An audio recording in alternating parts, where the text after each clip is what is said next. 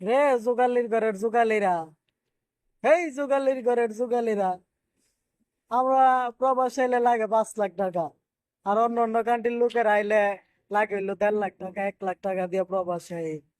তা আমরা লাগে হইলো 5 লাখ টাকা, 60,000 টাকার ভিসা নেস হইলো 5 লাখ টাকা, বাকি টাকা কে টাকা। No, no, no, no. জোগালির ঘরের জোগালিরা চিনো, আমরা যদি রেমিটেন্স না পাঠাই তাইলে মনে করো ওই তোরা যে চেয়ারও বৈশা কথা কস, ওই চেয়ারও তো মনে করস থাকতো না। একটা মাস খালি রেমিটেন্স না যাক, তোদের রাজনীতিও মনে করস বন্ধ হয়ে যাইবো গা। আর চেয়ার তো মনে করস দূরের কথা, খাও নেই জুটতো না তোর কপাল জোগাল।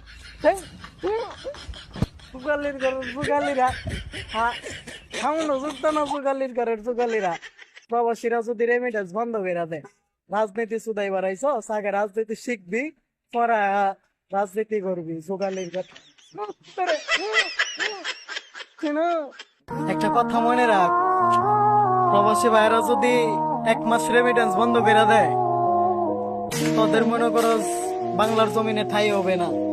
পিছনে যে চেয়ার আছে না, বৈশা কথা বলো, ওই চেয়ার গুলো থাকবে না। কথাটা মনে রাখ।